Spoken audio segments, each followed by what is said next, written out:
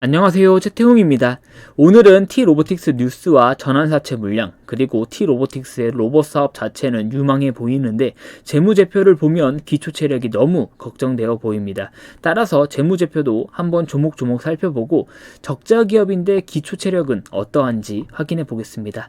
먼저 T-로보틱스가 국내 대기업의 물류 로봇 개발 공급 업체로 선정됐다는 뉴스로 인해 급등하여 상한가를 기록했지만 물량을 소화하지 못하고 하락하여 종가는 21,400원으로 전일 대비 약 22% 상승하였습니다. 개인적으로 차트 분석에 있어서 공부도 많이 하긴 했지만 유튜브에서 이를 공개적으로 확인하는 건 조심스럽습니다. 그럼에도 확인해보면 12월 6일 밑꼬리를 길게 그려주며 18,000원 부근의 자리는 계속 지켜주는 모습입니다.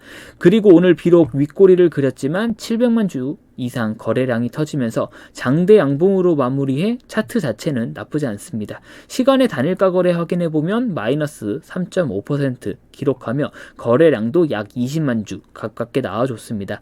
금요일인 것과 상한가를 지키지 못해 실망 매물과 함께 손절 물량이 나온 것 같은데 장 마감 이후 수급 때문에 하락을 더 가속했다고 생각합니다. 기관의 매도는 분명 좋은 지표는 아닙니다. 하지만 T-로보틱스의 시가총액은 약 3,800억 수준으로 T-로보틱스 사이즈 기업에서 20% 이상 급등하면서 나오는 기관의 엑시트는 오히려 좋다고 생각합니다.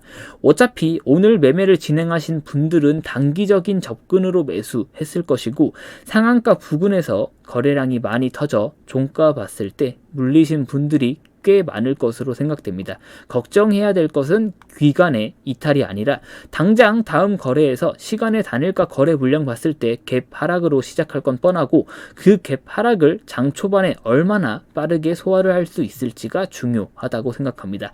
다음으로 조금 걱정되는 T-로보틱스의 재무제표 확인해 보겠습니다. 매출과 영업이익 모두 이렇다 할 매력 포인트는 없고 현금 흐름도 좋은 모습은 아닙니다. 영업활동 현금 흐름도 역시나 안 좋고 확인해 봐야 될 건 투자활동 현금 흐름이 있겠네요. 그리고 부채 비율이 너무 높아졌으니 현대회계에서 가장 중요하게 여겨지는 유동자산과 유동부채도 확인해 봐야 될 것 같습니다. 시가총액이 약 3,800억인데 유망한 로봇산업 기업이라는 것을 감안해도 저렴한 느낌은 아닙니다. 대규모 투자활동 현금 흐름이 나와준 건 좋은데 그 내용을 확인해 보면 미국 법인에서 2차전지 물류 자동화 시스템 설치 공급 계약에 따른 증설과 국내 시설 증설로 인해 발생한 현금 흐름으로 확인됩니다. 2018년 상장 이후 기업 자체의 점프업을 위해 잘 준비를 하고 있다 생각하고 좋게 볼 수 있을 것 같습니다. 다음으로 확인해야 될 건 부채 비율이 너무 높으니까 유동자산과 유동부채 확인해 보겠습니다. 유동자산에서 현금성 자산 보면 약 138억으로 전년 대비 현금성 자산이 약 50억 증가했습니다. 다만 유동부채가 약 1260억 수준으로 전년 대비 800억 이상 증가하여 발생되는 이자 비용만 해도 어마어마할 것으로 예상됩니다. 그래도 정말 기대가 되고 좋은 건 매입 채무입니다. 매입 채무가 약 100억 수준으로 전년 대비 60억 이상 증가했습니다. T-로보틱스의 매출과 영업이익은 1년 기준 매출은 약 500억 수준, 영업이익은 적자로 평균 30억 기록하고 있습니다.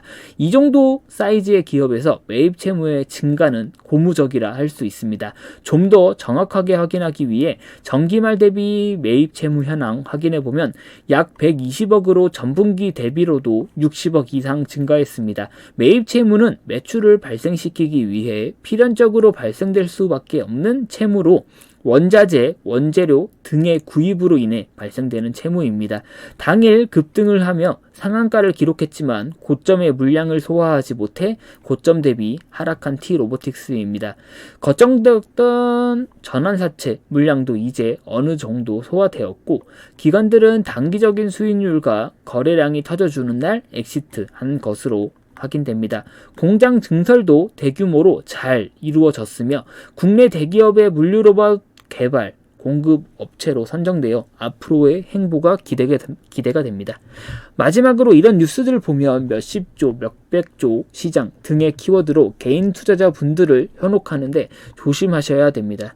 주식과 해당 사업을 공부하는 데 있어 시장의 사이즈를 예측하고 기대하는 건 아주 중요한 공부고 필히 해야 되는 분석입니다. 하지만 이런 급등 뉴스에서 이런 몇십조, 몇백조 시장 사이즈는 필히 믿으시면 안 됩니다. 이상이고 시청해 주셔서 감사합니다. 또 올게요.